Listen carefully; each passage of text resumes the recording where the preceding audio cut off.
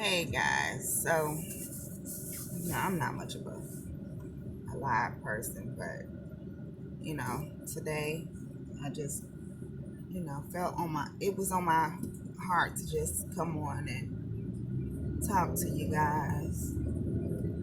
And the topic is basically, can you relate? You know what I'm talking about. You know what I'm talking about.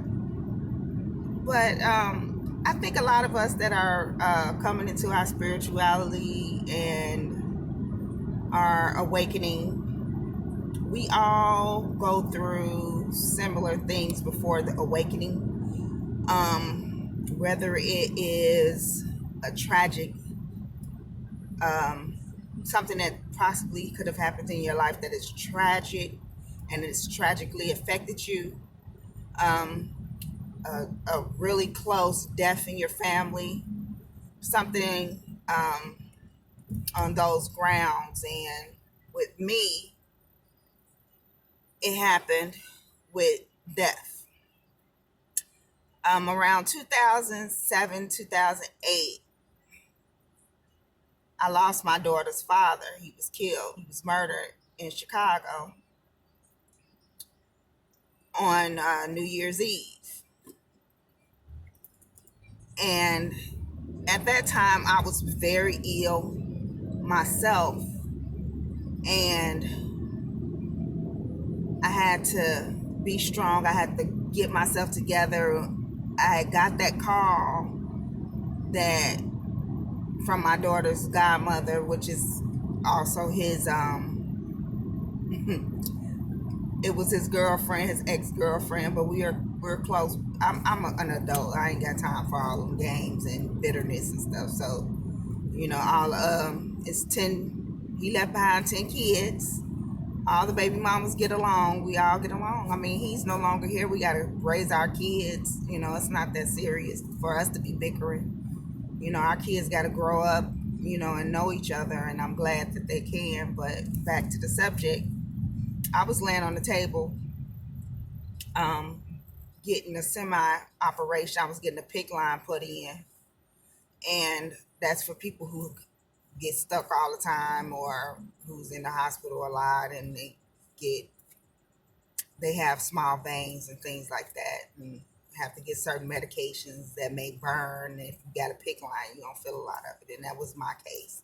But I was on the table getting that done and I got a phone call and I usually wouldn't answer, but Spirit told me to answer that day. And I answered, hello. And she told me, she said, he gone. And I'm like, who? And she said, Kia. She said, he got killed. They killed him over there on 112. And I was hurt, but I was more so hurt for my child. It wasn't, that was my friend. That was my child's father. I loved that man, but it wasn't, I didn't feel the pain and the grief for myself. I felt it for my child. And I also was wondering, how am I going to fill this void, take on this role as mother and father? And that was what stuck out to me, and that that put me in a different place of thinking and trying to figure out life, after this.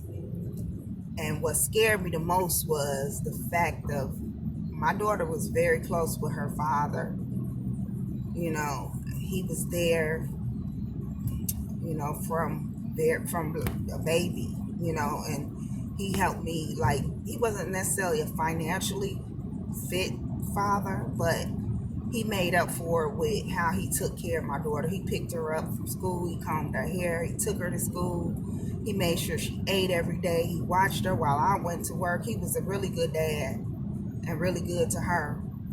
And having to tell her, she was staying out of town with my sister in Atlanta, and I was in Chicago, and he was in Chicago, and having to tell her that her daddy was no longer here was, I couldn't tell her. I didn't know how, and I couldn't. I was afraid. So I think I had my sister do it, but I just couldn't bear to take on that responsibility of telling my daughter that her father was no longer with us. And then me not being able to be in the same state with her to console her after. That was hard. But we lose people. And that's a lot of the times on this side of the veil, it's traumatizing. It can be traumatizing.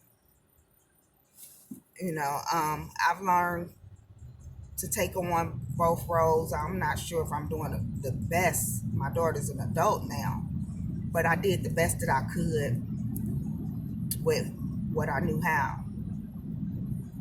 And, I probably overdid it and gave her a lot more and let her get away with a lot more because I was being the mother and the father.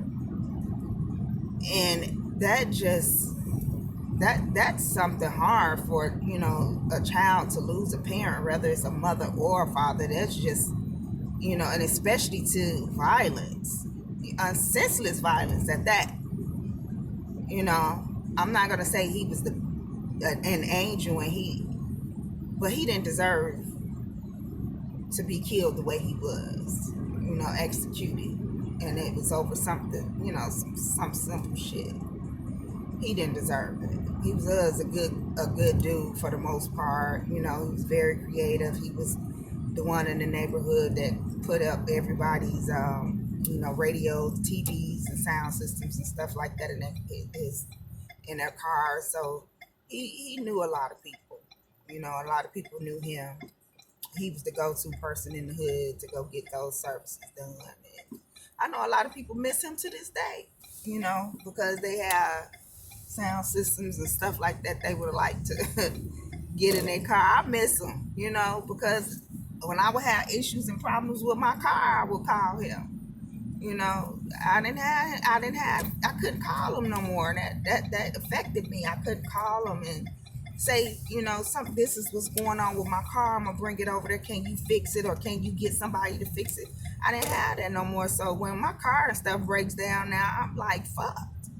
He was really good with his hands, and people don't realize when they do stupid shit like that and take lives, they don't really understand the people that they are really affecting. They're affecting mothers and fathers and grandparents and children.